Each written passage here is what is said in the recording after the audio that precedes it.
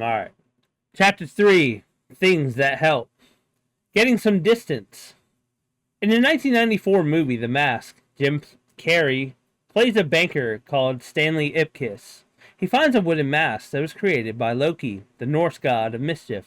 When he puts it on, it wraps itself around the back of his head and consumes him, influencing his every move. He becomes the mask. With the mask right in front of his face, he sees the world through the lens. There is no room for any other perspective. When he pulls it off his face and holds it in his hand at arm's length, the mask loses its power to change how Stanley feels and behaves. It is still there, but just that little bit of distance allows Stanley to see that it is just a mask. It's not who he is. When we feel in low mood, thoughts can become all-consuming in this way. The brain sensitizes from the body that things are not okay and starts offering up lots of reasons why that may be. Before you know it, a swarm of negative self-critical thoughts are buzzing around your head. If we fuse those thoughts and allow them to consume us, they can send an already low mood spiraling down further. Although self-help books told the world to just think positive, didn't account for the fact that you can't control the thoughts that arrive in your mind. The part of you that you can control is once they appear. That part you can control is what you do once they appear. One of the most important skills for learning to deal with thoughts and their impact on our mood is getting some distance from them. Sounds difficult when those thoughts are inside your own mind, but humans have a powerful tool that helps them to put at arm's length and gives us distance we need. It's called metacognition, which is a fancy name for thoughts about your thought. So all those self-help books told me the world just to think positive didn't account for the fact that you can't control the thoughts that arrive in your mind. The part that you can control is what you do once they appear. One of the most important skills for learning how to deal with thoughts and their impact on our mood is getting some distance from them. It sounds difficult when all those thoughts are inside your mind. But humans have a powerful tool that puts at arm's length and gives us the distance we need. It's called metacognition, which is a fancy name for thoughts about your thoughts. Now, I already read that, but I wanted to read back through it again.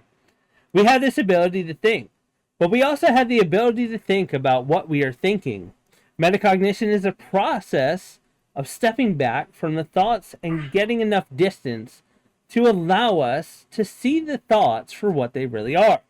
When you do this, they lose some of their power over you and how you feel and behave. You get to choose how you respond to them rather than feeling controlled and driven by something. Metacognition sounds complicated, but it's a simple process of noticing which thoughts pop into your head and observing them, how they make you feel. You can have a go by pausing for a few minutes and noticing where your mind wanders to. Notice how you can choose to focus on a thought like Stanley putting the mask over his face. Or you can let it pass and wait for the next thought to arrive. The power of any thought is how much we buy into it. How much we believe it to be true and meaningful. When we observe our own thought process in this way, we start to see the thoughts for what they really are and what they really are not. Thoughts are not facts. They're a mix of opinions, judgments, stories, memories, theories, interpretations, and predictions about the future. They are ideas offered up by your brain about ways we could possibly make sense of the world. But the brain has limited information to go on. The brain's job is to save you as much time and energy as possible. This means it takes shortcuts and makes guesses and predictions all the time.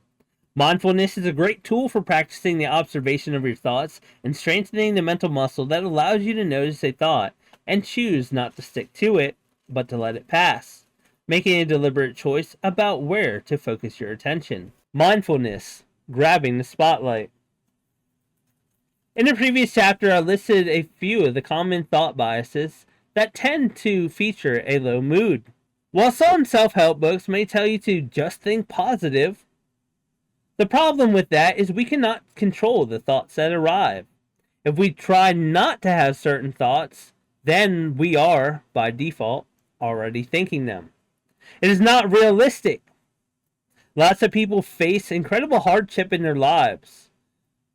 We don't want to add to that burden by setting the impossible standard of only producing positive thoughts in terrible times.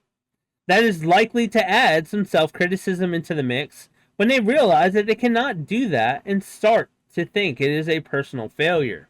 So while we cannot transcribe every thought that the mind produces, our power is in how we respond once it arrives. When it comes to the thoughts, attention is power. If you imagine your attention as a spotlight, many people leave that spotlight to move freely whenever the wind blows. Your brain will occasionally take control if there are any signs of danger or threat. But we can also consciously choose to redirect that spotlight, paying attention to other specific aspects of our experience on purpose. This is not the same as blocking thoughts and trying to ignore them. It is being intentional about which thoughts you give the limelight to and which ones you zoom in on and turn up the volume. Many people come into therapy knowing what they don't want.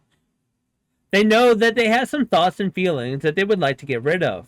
But when they turn towards the future they do want, it can come as a bit of a shock. For the simple reason that they never asked themselves that question before. Painful problems can be so overwhelming and demanding of our attention that we start to focus more on that and less on what we want instead. Many of us, out of habit, are asking ourselves what we want. We have responsibilities, a boss to answer to, a mortgage to pay, children to feed. Over time, we have come to realize that our well-being is not where we would like it to be. But we have no idea what we actually want or need because, well, we never think about it. Now I'm going to tell you that you can manifest things into your life just by focusing on them. But we have to look at where we are going if we want to stay on course. Your attention is valuable and helps you to create an experience of life. So learning to control where you direct it can have a powerful impact on your life and mood. But we are busy, and life is full of daily responsibilities and duties that we have done 1,000 times before. So why not do them on autopilot? So our incredible brains likes to make things easier for us by switching us to autopilot and doing things automatically. That is why practices such as mindfulness meditation have become so popular. It enables us to get some formal practice. If you want to learn how to drive, you take lessons. I see mindfulness practice as a driving lesson for managing the mind. It might feel boring, scary, or frustrating at times, but it gives your brain a chance to lay down the neural pathways so that when you need those skills later, they can come without too much effort. Practicing mindfulness can be really daunting when you first get started because you're not sure what you should be doing, if you're doing it right, or how you should feel while you are doing it. So in the toolkit at the end of this chapter, you will find a few simple steps to guide you. It doesn't have to be complex. It doesn't have to be a profound experience. It's like lifting weights in the gym. But this time we are working on a mental muscle, and as it grows, your ability to choose where you focus your attention increases. And along with it, so does your ability to manage your mood. Now, how to stop the rumination. Rumination is like a thoughts washing machine. It's a process of churning thoughts over and over for minutes, hours, or day at a time. We already know that the depressed brain is more likely to focus on the thought biases that can make you feel even worse. If you combine those thought biases with the psychological equivalent of rumination, then you get the recipe for even more intense and prolonged distress. In fact, we know that from research that rumination is a key factor in maintaining depression. The more you ruminate, the more you stay stuck.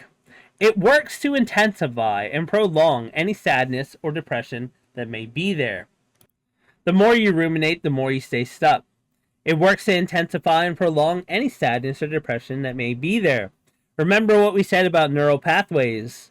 The more you do something, the more established that neural activity becomes. This means the more you churn over painful thoughts or memories, the easier it is for you to bring those things to mind. You find yourself in a trap in which you constantly re-trigger painful emotions and distress and spiral down into a dark place. So what can we do to stop the ruminating that feeds these painful emotions? When trying to change something in a moment, purely using a mental concept in our heads to refocus on something new can be hugely difficult. I've seen many people use the active approach to good effect. When you notice that you are sliding down the slippery slope of rumination, try a firm hand pushed out in front and one word: stop! Quickly followed by a physical movement, such as standing up and moving away from the position you are in. Change activity for a moment, or even just walk around or step outside for a few minutes whenever possible at the time. Physically moving your body can help you shift your mind, and when it is otherwise very difficult. Given that rumination invites us to swim around in the thoughts of our worst traits and worst moments, and given the physiological implications of that on how we feel, one of the simplest ways to redirect things when we are not sure of the way out is a question. What would you do if I was at my best? Now, if you're experiencing dark times and depression, you cannot expect yourself to be doing whatever you would be doing at your best. But you can create a mental picture of the direction that you want to move in. So if I was sitting ruminating on a painful experience in my life and having lost several hours to do that churning, I can ask myself that question. The answer may be, I would stand up, take a shower, and put on some music that lifts my mood. Or perhaps I would pick an activity I enjoy that absorbs my... For anyone who is prone to rumination, time alone opens up the gate to the arena for the thoughts and the memories and subsequent emotional pain to come flooding in and start circling your mind. Human connection is quite possibly the most powerful tool we have to let those thoughts exit after a few rounds. Friends or therapists will listen carefully to each one, but they can be great at holding up a mirror to our minds by reflecting back at us what they notice. They will help to build self-awareness and provide prompts or cues to call a stop to the rumination and shift to something new and more helpful to our well-being. Mindfulness. Mindfulness is a state that we can try to cultivate at any time. It means paying attention to the present moment, with awareness on thoughts, feelings, and bodily sensations that arrive, without judgment or distraction. It does not rapidly eliminate low mood or change the problems that you face, but it does hone your awareness of the details of your experiences so that you are more able to choose carefully on how you respond. But it can be difficult if you are not sure how to do it. Meditation is like a gym workout for the mind. It provides a space to practice the skills being used. So how to do it? If you're new to mindfulness, guided meditations are a great place to start. There are lots to choose from online, and I have included some on my YouTube channel. Not my YouTube channel. There are lots of different techniques, each based on their own traditions, but most of them share the purpose of aiming to create clarity of the mind. So try out a few different styles and see which one suits you best. Gratitude practice. Gratitude practice is another simple way to get used to turning your attention. Find a small notebook and once a day write down 3 things that you feel grateful for. They can be something like your loved ones, or it can be a small detail of your day that you appreciate, such as the taste of your coffee as you sit down to work. Now, this sounds almost too simple to be effective, but every time you engage in gratitude, your brain is getting practice at turning its attention to things that create pleasant emotional states. The more practice you get, the easier it becomes to use in other situations. Toolkit. Making gratitude a habit. Write down 3 things you are thankful for. They can be larger, more profound aspects of your life or the tiniest details from your day. What matters is not what you choose to include, but the practice of turning your attention on purpose. Spend a few minutes reflecting on those things and allowing yourself to feel the sensations and emotions that come along with a focus on gratitude. Doing this once is nice. Doing it every day is a life practice that builds the mental muscle to choose where you focus your attention and allows you to experience the benefits. Chapter summary. We cannot control the thoughts that pop into our minds, but we do have to control of our spotlight of attention. Trying not to think about something tends to make us think about it more. Allowing all thoughts to be present, but choosing which ones to give our time and attention to, can have a powerful impact on our emotional experience. Turning our attention is a skill that can be practiced with both mindfulness and gratitude practice. While there is a time for focusing on a problem, we also need to focus on the attention we want to move, the direction we want to move in, and how we want to feel or behave. Thoughts are not facts. They are suggestions offered up by the brain to help us make sense of the world. The power of any thought is not how much we believe in it to be the only truth. Taking power out of those thoughts starts with stepping back, getting some distance, metacognition, and seeing them for what they really are. So, Chapter 4, How to Turn Bad Days into Better Days. When we feel in low mood, it can start feeling difficult to make decisions that, on better days, we shall make in an instant. Shall I call in sick, or shall I push through and see how it goes? Shall I call my friend, or shall I wait until I feel more up to it? Shall I eat something healthy, or shall I eat something more comforting? The problem with decision making when you feel down is that low mood gives us the urge to do things that will keep us stuck.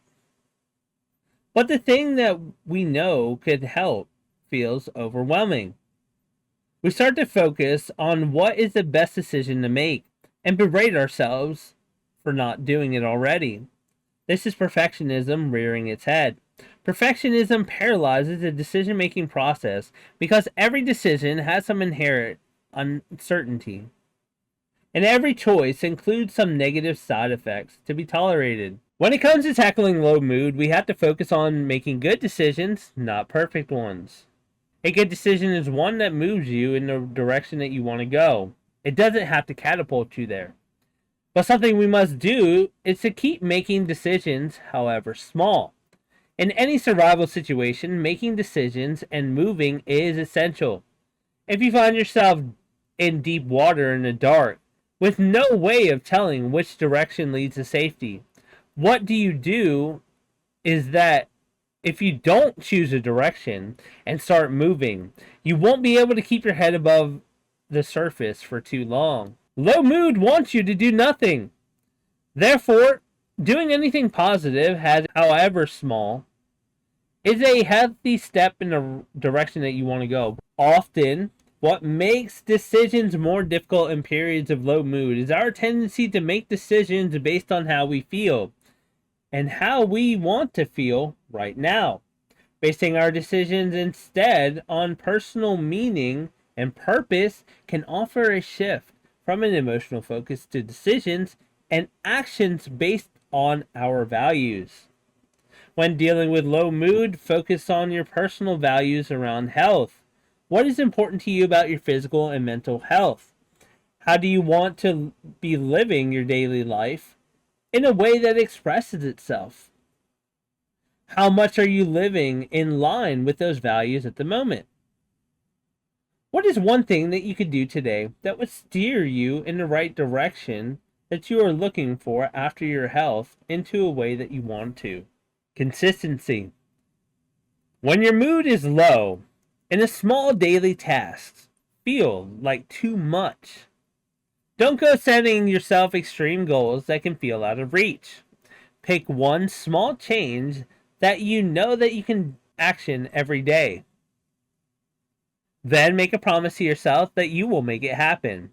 It may seem silly at first, because those small changes won't reward you with instant, drastic results. But they are doing something much more important. They are laying down the pathway for a new habit that can integrate into your everyday life and build upon over time as it becomes second nature. So keep it small, keep it consistent. Slow change is sustainable change. Don't kick yourself while you are down. We can't talk about tackling low mood without talking about self-criticism and self-attack. Low mood increases any self-criticism and self-attack that we already do. It's very easy to tell someone to stop being hard on themselves. But when something has been a habit from a young age, just telling yourself to stop is not likely to cut it. We can't stop those thoughts arriving, but we can build our ability to notice them and respond in a way that gives them less power over how we feel and behave. We can use the same skills that we had covered for catching thought biases and getting some distance from them. This helps us to recognize that those thoughts are emotion-loaded judgments and not facts. Bring to mind someone you love unconditionally. Now imagine that they were speaking about themselves the way that you speak to yourself. How would you respond to them? What would you want them to have the courage to see in themselves? How would you want them to speak to themselves instead? This is one way to help us access that deep sense of compassion that we often show to others but neglect to show for ourselves. Self-compassion does not have to be airy-fairy self-indulgence. It is being the voice that you need to hear, that you most need to hear. One that will give you the strength to pull yourself back up rather than drive you further into the ground. It is the voice of honesty, encouragement, support, and kindness. It is the nurturing voice that will dust you off and looks you directly into the eye, telling you to go back out there and have another go. It is the parent, the coach, the personal cheerleader.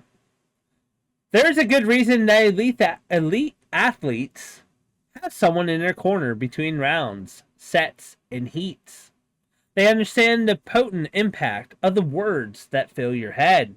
Whether you're in a boxing ring, a tennis court, a meeting at work, or an exam hall, the same rule applies. So talking to ourselves in the same way that we would support and encourage someone we love is a powerful component in managing mood. How do you want to feel instead? When we are trying to tackle low mood, the tendency is to focus on what we don't want to feel and think. There is value in doing that. But if we want to move away from what we don't want, it helps to know where we do want to go instead. Alright, so the toolkit is figuring out what you can do to change how you feel. Start by filling the hot cross buns formulation for the low mood scenario found in the back of the book. So what you see in front of you. She's put an example in figure 5, which I just went over. Once you have broken down the thoughts and behaviors that are contributing to your low mood, fill in the blank formulation for your better days. So if you look here as well. This time, start with the emotional box and fill it in with the emotions that you would like to feel more of in your everyday life instead of low mood. And then they have an example in figure 6, which when I turn the page, we'll see that. Knowing that your physical state, the focus of your thoughts, and your behavior all contribute to that feeling. Using the following prompts to help you fill in the rest of the formulation. When have you felt that way in the past? And what has been the focus of your attention? What might your thoughts, self-talk, need to sound like in order for you to feel that way? When have you felt that way before, and how did you behave?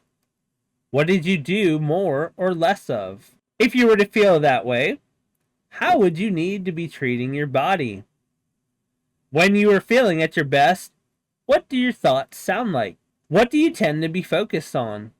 What does that inner voice sound like then? See if it reveals anything that has worked for you in the past, or offer insights into things that you could pay attention to or change about your daily life. Use it to spend time examining what works. So try this, a solution-focused miracle question. Take a moment to imagine that when you close this book, a miracle happens and the problems that you have been struggling with all disappear. What would be the first signs that the problems has gone? What would you do differently? What would you say yes to? What would you say no to? What would you focus your energy and attention on? What would you do more or less of? How would you interact with people differently? How would you structure your life differently?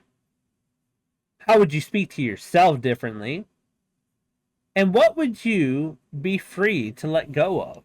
So take some time to explore these answers to these questions down to the finest detail of all those small changes that you would make to change your everyday life.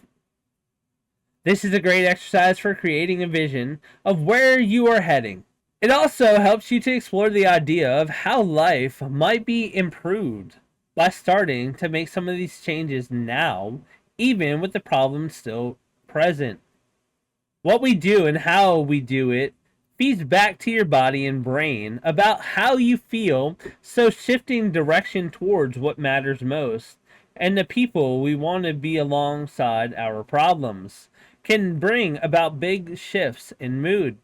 This technique shifts our focus from the problem to the solution, and we can start to fix our gaze on the horizon that we are headed towards. Chapter summary. Focus on making good decisions, not perfect ones. Good enough steers you towards real change. Perfectionism causes decision-making paralysis, whereas improving your mood demands that you make decisions and take action. Keep changes small and sustainable. When someone is down, we show them kindness because we know what it is that they need. So if you're committed to managing your mood and overall mental health, commit to practicing self-compassion. Once you understand the problem, use it to help you work out where it is you want to go and focus on the horizon ahead of you.